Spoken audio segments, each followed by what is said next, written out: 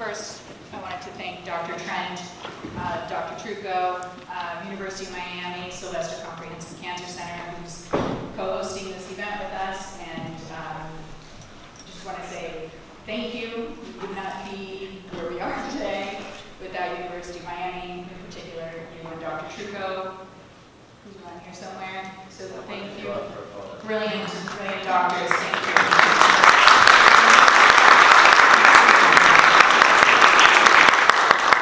So I skipped over my good morning to you all.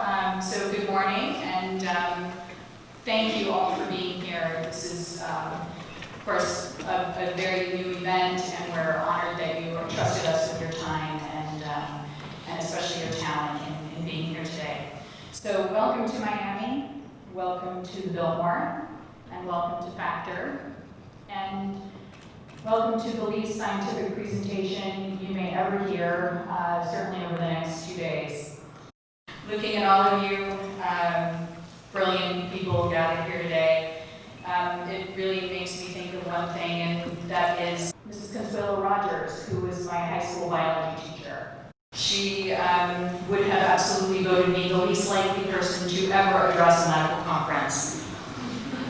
In school, this was me. And it was the 80s, so hold your laughter, please.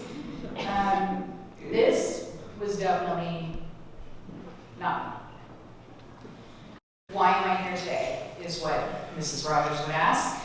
And the obvious answer was that at age 43, I was diagnosed with osteosarcoma. I was blessed beyond measure to be treated at the Pediatric Cancer Center at Memorial Sloan Kettering by the amazing, brilliant team of Dr. John Healy, Dr. Paul Myers, and Dr. Alexander Chow. It's because of them and a whole lot of prayer that I get to be here today, and we get to do what we do. So that doesn't really answer why exactly. So I'll start with my why. Alyssa Grace Divers. So Alyssa and I were treated, she was 10 years old. We were treated at the same time at 2 different hospitals.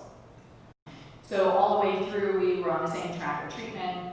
Our last day of chemo, she found a bump on her limb salvage leg. Turned out to be recurrent metastatic osteosarcoma and had an amputation. And then she was on a clinical trial. Clinical trial failed, as we know they often do, especially for osteosarcoma. And her mom called me and said, yeah, they're sending her home to die. And I said, Lynn, absolutely not. We're going to have this girl live. And we're going to make it awesome, and we're going to have her do everything that she ever wanted to do, and we're going to do it. So leave it to us. I went and talked to my husband, and we said, okay, what can we do? So we called basically everybody we knew. We called in lots of favors, and we ended up doing a New York City experience for her. We did Rockettes, backstage, one-on-one experience. We did, the next day was American Girl Doll. They did they closed American Girl Doll Factor, the Fifth Avenue store for her and her family. And they did dinner. They gave them dolls that looked like she and her sister with no hair. The next day was Mary Poppins on Broadway, and the last day was the Lincoln Center Nutcracker. And at the end of the ballet, they let her dance across the stage, which was really cool. 2 weeks later, she died. So that was our first mission before we knew what to call it. Sorry. So the missions kept coming, and we kept asking for favors and asking people to help us. That's been the last 5 years. In February, Alyssa and I, we became, this was just a year ago, we became an official 501c3 nonprofit. We're a 100% volunteer nationwide organization. So MIB Agents, our organization here, does 4 things. First thing we do is we pair a child who's in active treatment for cancer, specifically osteosarcoma, with a child who survived that cancer, osteosarcoma. We do this a couple of ways. First thing we do is we hear them, and the survivor writes a letter of hope and support to the child who is in treatment. This, of course, is important because many times they have never met another child who has osteosarcoma, and they certainly haven't met somebody else who has survived it. Another way we do this is a program that was started by an MIB osteo warrior named Zach Johns, who's 19 years old. We started pairing kids over gaming. So as we know, boys don't really talk about their feelings, but if you put them on a gaming headset, they'll talk over land and sea, and so that works great, thanks to Zach. We also provide items of comfort and entertainment for children with osteosarcoma, so this means noise canceling headphones, iPads, iTunes cards. Third thing, when treatment options have failed, we create end-of-life experiences for them. Many times we're late in the game on it, and there's not a lot that they can do outside of their home, so we do end-of-life comfort items like lazy boy chairs or things like that, so they can sit up and breathe nicely and sleep up. So number 4, we're going to come back to that. So this answers what we do, but it doesn't really answer why we do it. So I'll tell you why we're here and why we're doing what we're doing. Last May, I was in Washington, D.C. with the Alliance for Childhood Cancer, and we were lobbying for the STAR Act. So we were visiting our senators and asking them to co-sponsor the bill. At the same time, we were embarking on a mission for Daniel Garcia Beach. Daniel is 13 years old, sent home on hospice care, and his mother, Teresa Beach, who you'll be hearing from shortly, lives in Maryland. So she knew I was coming to DC and said, okay, let's get together for dinner. I said, okay, great, so we did. During the course of dinner, we started lamenting the state of osteosarcoma and how we really needed more funding, more treatments. We really needed to provide more tools to you all, really, so that we could improve outcomes for kids with this cancer. So we decided that it wasn't somebody that needed to do it, it was really us that needed to do it. So shortly after we decided this, Teresa had a far more reasonable and sobering thought, which is, how are we supposed to do this? We're basically a former patient and a mom. And I said to her with more conviction than I actually expected to have, that the experts built the Titanic, and we Noah built the Ark, and we needed to become Ark builders, and we needed to fix this, and we needed to help with funding and improving the outcomes ourselves. So the next morning I had a meeting that had been planned for weeks with Jonathan Agent, who most of you know is president of Max Cure Foundation and co-founder of CCTBI.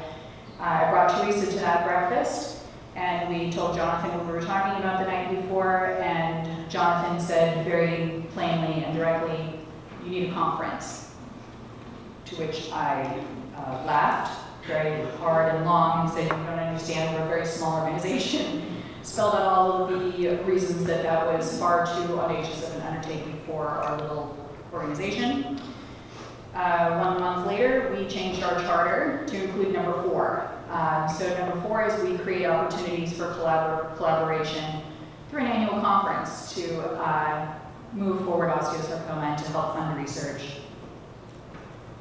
We believe that we have to believe in impossible things to actually accomplish impossible things. To accomplish impossible things, we have to work together.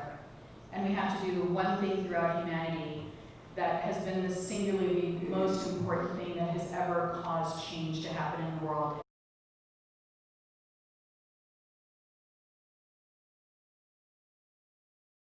Most everyone here today came on their own dime. You were invited by your patients. We are paying no honorariums, so you're going to get your money back for this speech, sorry. And we are not reimbursing travel expenses, apologies for that too. The people that you see working here are all volunteers, including me. No one is being paid for their service. So the answer to why we're doing this is not riches. All of us here, I think, are the rock stars of osteosarcoma, but none of us are particularly famous. So So we don't really do this for the faint either. There are many less emotionally exhausting ways to make a living or to spend your time. So I must do something that I never thought I would do, and that is to channel Mrs. Consuelo Rogers, my biology teacher, and ask you why. Why are you doing this? Over the next few days, you will see people wearing ribbons like mine that are an answer to that question for the people who are wearing these ribbons. They say things like, because of Alexis, because of Max, because of Phoebe. That is why we are doing this work. For me personally, the reason I do this is in our name, which is MIB, which stands for To Make It Better for Osteosarcoma, and we will do whatever it takes to make it better for osteosarcoma.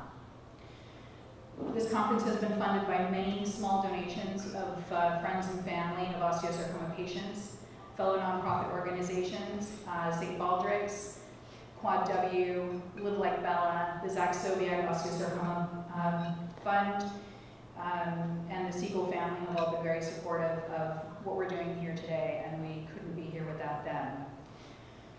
It is deeply meaningful to me personally that this was also funded by Daniel Garcia Beach. At the end of his 13 years of life, he wanted one thing, and that is that no other child should have to suffer as he did. So, for his funeral, he asked at 13 years old, in lieu of flowers, please send donations to MIB Agents to make this conference happen. And they did, and so here we are. 13-year-old Cecilia McEwen did the same thing. Clayton Laupus did the same thing, and now Christian Quiles is doing the same thing. These are kids who are in their teens, and they're asking people to fund osteosarcoma research, and so we will. Mohan Anand, whom we have all come in contact with over the course of planning to be here this weekend, is mightily battling osteosarcoma now. He personally, between his friends and family, have raised over $70,000 to make this conference happen. His funds specifically were earmarked to fund patient families to come and be a part of this conference. So we thank him, and we will continue to honor him throughout the conference. 18-year-old Ian Vallejo and 16-year-old Austin Cohen, who are currently battling osteosarcoma, have rallied their schools and communities to make this conference happen and to make subsequent research happen. And I keep looking at the moms, and it's making me cry, sorry. We have received many donations of $5, given not from abundance of resource, but given from a lack of resource. We have sustained monthly donations of $10 per month from kids that we have done missions for, like Cheyenne de Velasco. With their help, we've accomplished many missions. My post office lady gave me her tax return last year so that she too could make it better. She did this after somebody dropped off a letter for MIB Agents with $5 and a handwritten note. This is a woman on Social Security who said she also wanted to make it better. Finally, the Jeffries family, Gigi, has put together the Osteo Warriors headquarters, which if you want to have session envy, go over to the Osteo Warriors headquarters. They're having an amazing time, and she's put together an incredible program. Her team we call the League of Extraordinary Miami Women. They include Joey Chances, Janine Howard, and Karen Lubetsky. Karen Lubetsky, by the way, is running a ultra marathon today, and she will have all of the Osteo Warriors kids tattooed on her arms during out her 100-mile ultra marathon, and she'll be Skyping and checking in with the kids throughout the marathon. Finally, back in October, we sent out a survey to all of the kids who were, we knew were coming to the HQ. We asked them, what do you want to do? What do you want to have at the HQ? We had all kinds of questions, all kinds of options. The answers came back, they were awesome. From these kids, we executed many of them. By we, I actually mean Gigi Jeffries and her team. At the end of the survey, we asked, what would you really love to do at the conference? All kinds of great answers came across.